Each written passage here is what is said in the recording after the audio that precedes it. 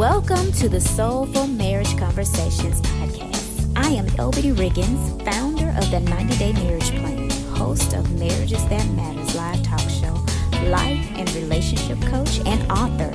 Each week, I will bring you a guest, a thought, or deliver a conversation on hot topics and talks about the reality of real-life marriage experiences that will help you understand the truth about what it really takes to build successful relationships so you can overcome your feeling of being alone, eliminate the fear of a failing relationship with your partner to experience a happier life and relationship. We don't have to live our lives unhappy in relationships. Instead, we can choose to tap into our intuition and make the powerful choices to marry our vision and become the solution for change to produce loving, supportive relationships in our lives. Let's get ready to have soulful marriage conversations. Let's go.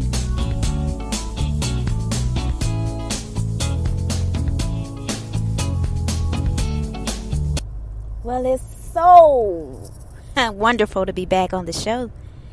It's a new year. It's a new time to rethink the old patterns and think about the things that we have experienced and begin to have new experiences this new year in 2019. It's so wonderful to be back on the show. Marriage is everything. Marriage is, to me, it's a beautiful thing to have a love relationship and be in holy matrimony with someone that you love. And the most important thing is that you're fighting for it. You're fighting for what you love, and you know that there are going to be some times when it gets a little hard. Sometimes you're going to have happy times, you're going to have joyful times. Sometimes you're going to grieve together. Sometimes you might even grieve alone. Sometimes you're going to feel like you're alone and feel like things are failing around you and even your marriage is failing, but that's okay. We're not perfect people. And we don't live in a perfect world, so we can experience imperfection and be able to still live in this life and enjoy this life and overcome our challenges. And I just want to send an encouraging word to the women because there are so much going on out here. And I know you may be, inferior to some of this. And some of this, some people may feel that people are bringing this all upon themselves and just taking advantage of the wrong situations, whatever you want to say about it. But I'm going to just say hashtag speak up now. Okay? Now's the time. If there's something going on in your life that you feel like you've been offended or someone is offending you, whether it's a sexual harassment, whether you're being sexually abused, whether you are just being abused domestically, it's time to speak up now. Why not speak up now at this moment? So much has came out. Hashtag mute R. Kelly. Hashtag me too. And I just want to say I agree.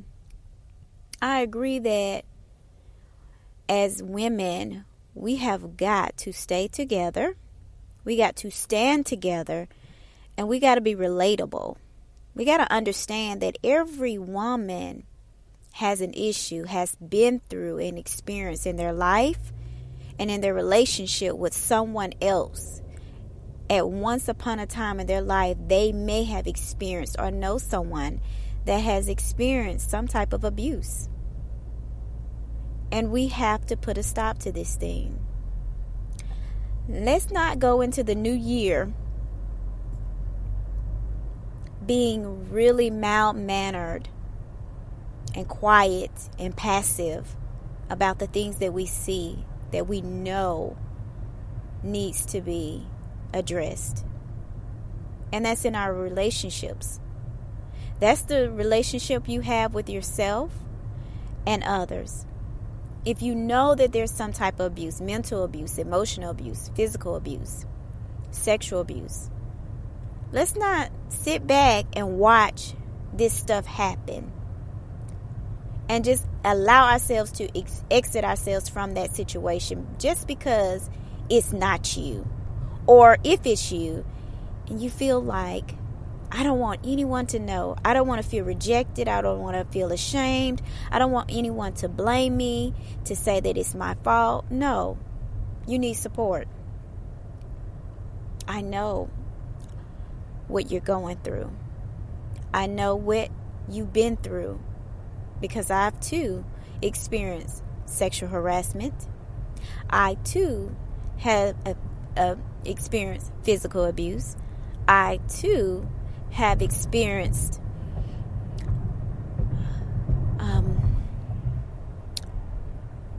it's kind of hard for me to say this because I got out. I was able to escape it, but someone was intentionally wanting to try to rape me. They had placed me with someone that I was just deciding to give them an option to date me during the daytime. It was just a lunch date.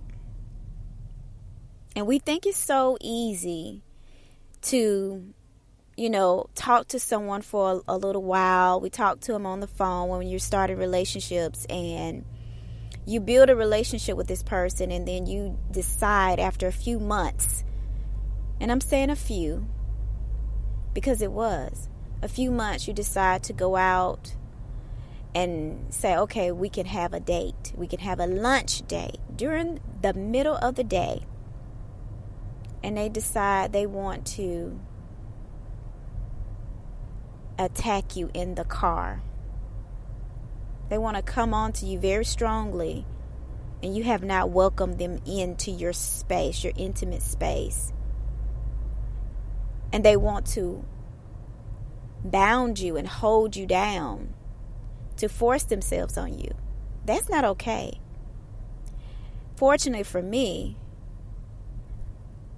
something in the back of my mind said, pray. Pray that this individual will let you go. And to be honest with you, we was in a public area. It was in a public area. But we was on a lunch date, so we was in a work area. And it wasn't that much traffic where we were. But we still was in a public space. And this individual still made their intentions to try to force themselves upon me. But I prayed. In the back of my mind, I was just praying, and I was screaming, and I was saying, no, get your hands off me. Let me go. And of course, I was in the car with them.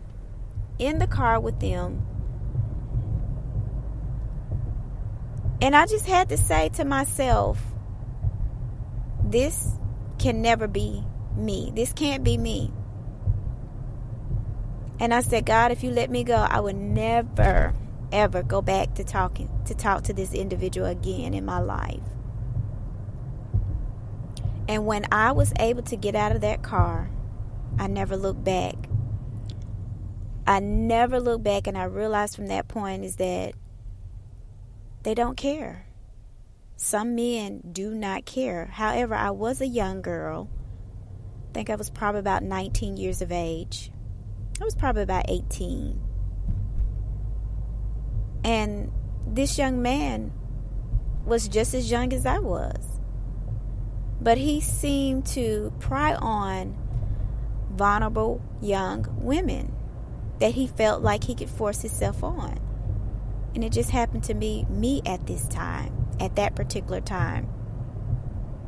And the only thing that I can share with you is that if you are a woman and you're in a relationship with someone, or you've been dating someone, make sure that you totally feel safe.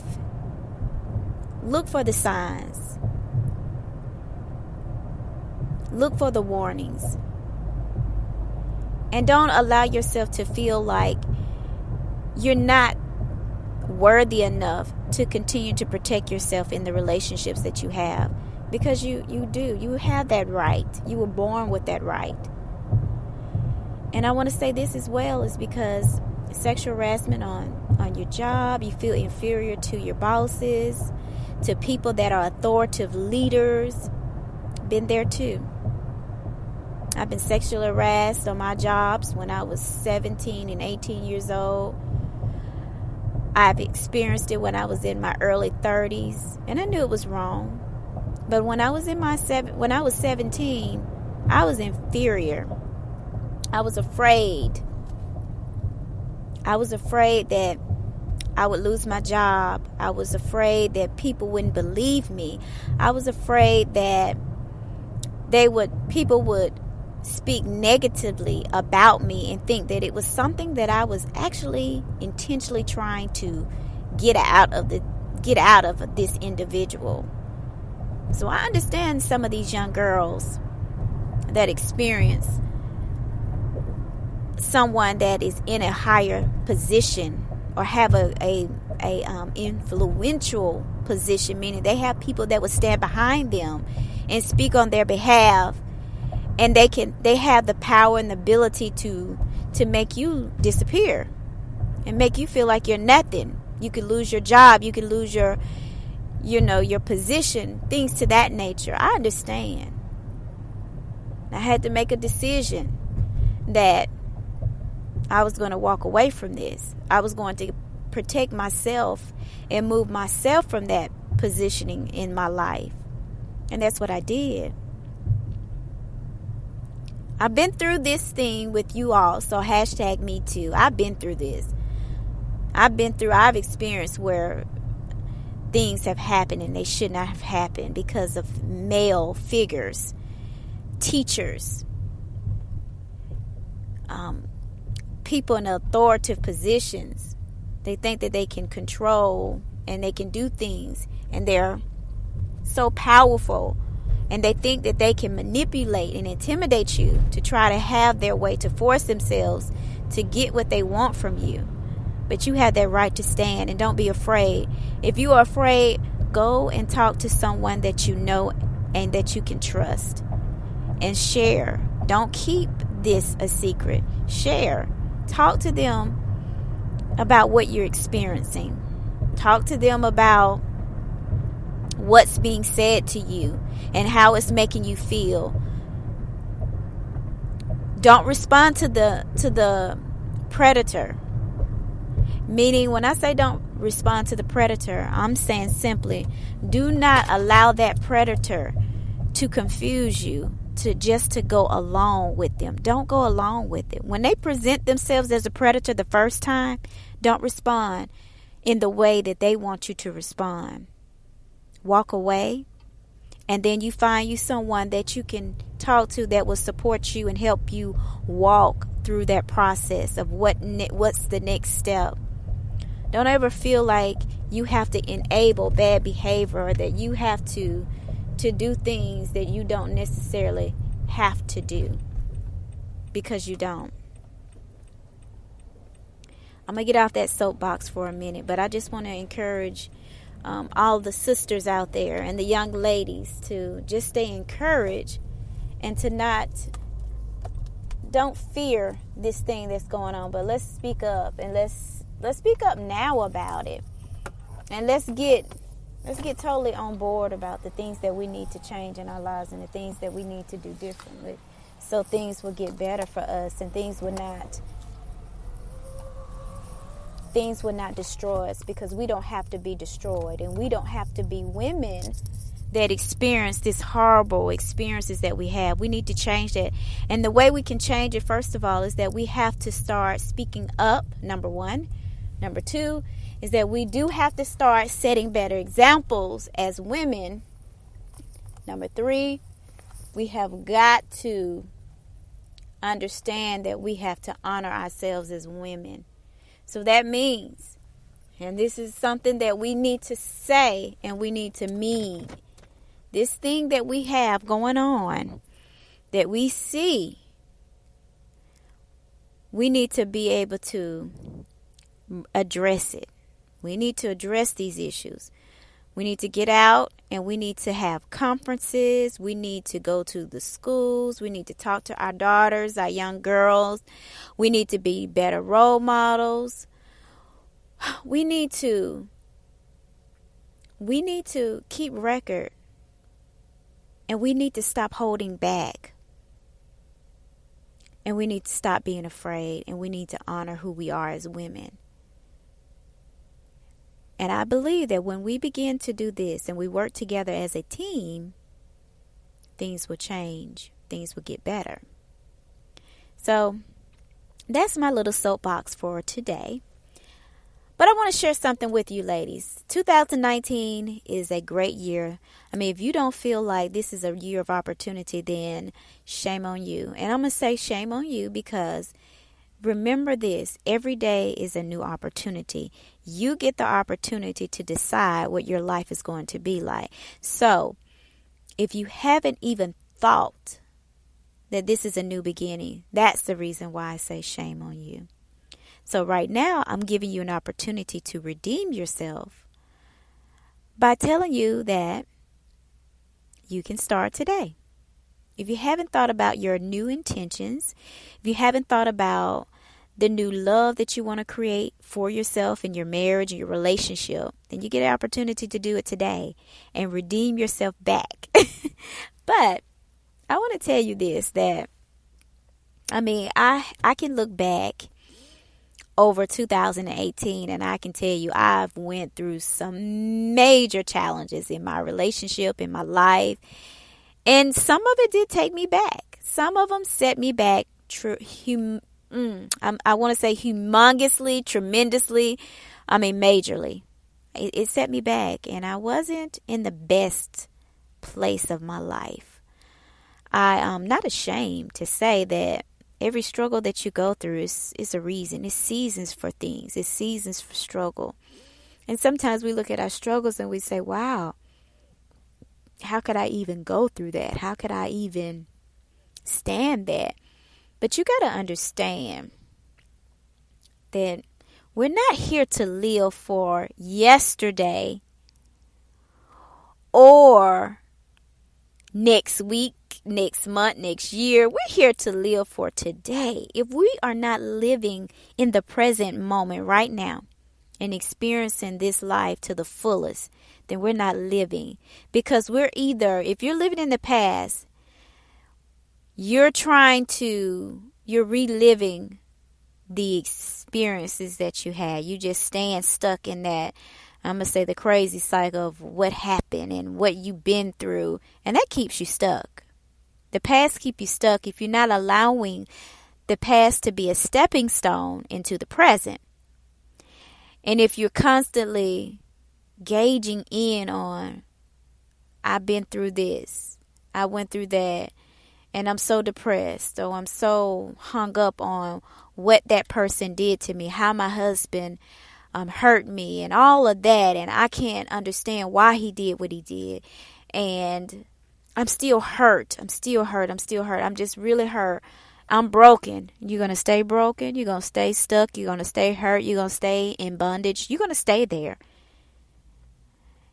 Now, if you're trying to get to the future and you're looking at everything from, well, I want to get this. I want this to happen. I want that to happen in my life. I want to succeed in my marriage from next year and 2 months from now or 6 months from now. I want to make things better, and you are in that stage of reaching, and you're still not in the present.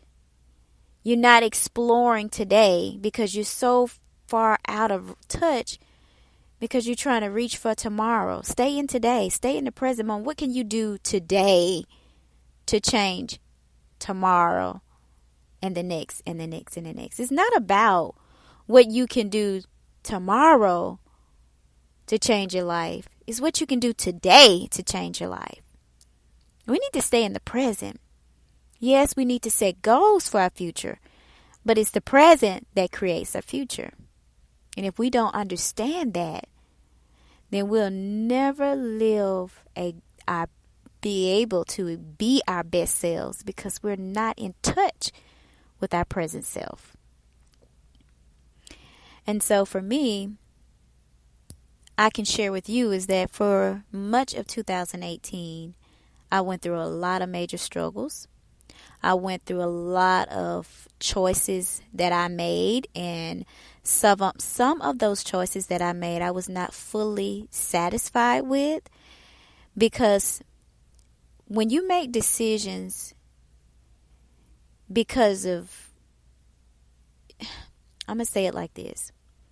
When you begin to make a decision that you're not really ready to uphold, you're not ready to really make the decision. It's in thought, but you're not really ready to make that decision. Sometimes that can cause you to have regrets. Or sometimes you can feel like that particular decision you made, it can hold you back because your mind is saying, I wasn't ready for that. When we make our decisions, we have to be fully ready to make those decisions. And we have to understand the circumstances behind the decisions that we make. So now I can say this, that some of the decisions I made, I'm so glad that I made those decisions, because they helped me to become stronger. They helped to create a lot of changes in my life. They helped me to understand where I was in my own personal positioning, because some of the decisions I had to make was about my marriage. Some of the decisions I had to make was about, specific to me only, and not about my husband and my relationship, but it was specific to me. And I can really say that some of the decisions that I made really helped me to see me clearly. And those are the things that I'm very proud of that I made, because I'm able now to work through some of the 2018 issues that I carried around.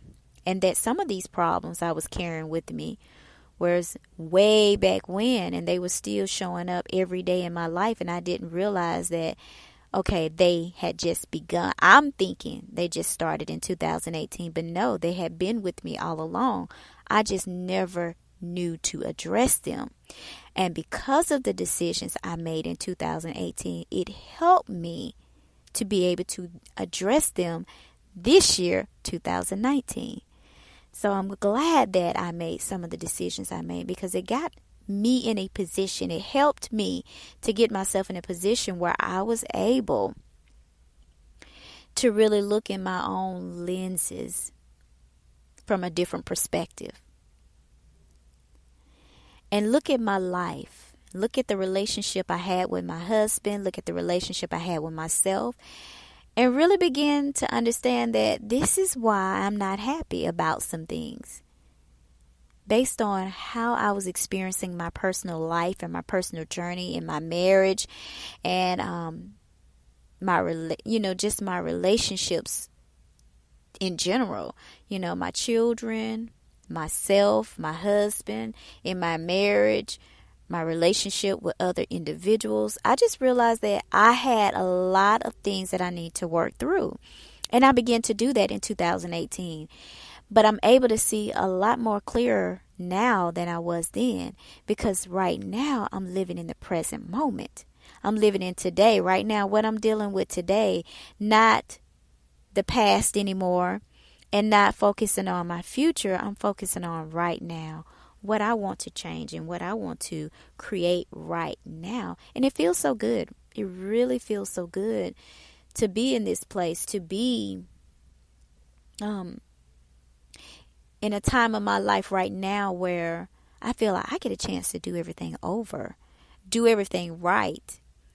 Because if you look in the mirror, you are the person standing in front of the mirror. That mirror only shows you what's in front of the mirror.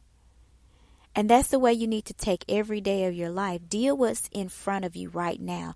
Stop trying to deal with everything up to 2025, Deal with what's the things that's standing right in front of you. And That will help you get further in life than so much focusing on 5 years when I finish graduate school, when I finish 5 more years on in my career, things to that nature. Let's focus on what's standing in front of the mirror, the present moment. What does that girl need today? What does she need to experience today to make her life much better tomorrow and the next and the next? How can she become the best version of herself? Is she giving herself all the things that she needs to give? And see, I want to say this. I want to address this. And I want to address this now because I saw myself being this girl, looking to someone else to give you happiness, looking to someone else to light the fire back in your life. It does not come from someone else, ladies. It comes from within. It comes from you. You are responsible for your happiness. You are responsible for your joy, your peace. You are responsible for your life. And if you're looking for anyone, your partner, to make things better, then you're wrong. You're all wrong. You're oh so wrong. It's not your partner's responsibility to make you happy. It's not your partner's responsibility to make things joyful and peaceful in your life. It's your responsibility. It's your responsibility to give yourself that first. And when you begin to give yourself that first, it will be so much easier for you to experience that in whatever relationship you are having. There was this one lady, and I don't know if I shared this on the podcast before, but there was one lady that I met. She shared with me that she married a man that had been married before, and in his previous marriage, she said he was a very aggressive partner to his ex-wife. He was very aggressive. He was abusive, physically abusive in that relationship. And, she said that he shared that with him, that he was abusive, and she knew this. And she said, but she married him, and they had a great relationship. And she said the reason why we had a great relationship, although he had been an abusive partner in his previous relationship, his previous marriage, she said the reason why we had a great relationship, and she said not every day was a good day. She said, but we still had a great relationship, meaning that she was at peace. And I'll address this, what I mean about, when we talk about great relationship and at peace, I'm going to tell you my definition of what I had an epiphany about this situation on yesterday. But let me just finish what I was about to say. She said we had a great relationship. And she said that he was in his previous marriage, he was an abusive partner. And she said, but I learned one thing about my partner, is that I learned how to deal with him and embrace our relationship in such a way that I did not have to experience abusiveness in my marriage. She said, I didn't go through that. I didn't experience that. She said, yes, he had his issues as well as she had her issues. But she understood him, meaning that she was aware of his behaviors, his patterns. She knew what would tick him off. She knew what would challenge him and make him disappointed or what have you. But she said, I learned how to deal with my husband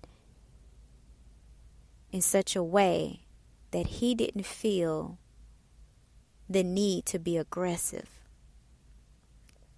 She understood. She knew what it was going to take in order for her and her husband to have a great marriage. in order for her husband and herself to be able to get along under the same roof without the relationship going to a place of domestic abuse and violent emotional abuse, things to that nature. And she said, we have a great relationship, she said. And as I said earlier, I was going to share with you what I mean about having a great relationship. See, we think sometimes, some women may believe that in order for you to have a great relationship, everything has to be bubbly, everything has to be oh so wonderful. But we know life is not like that.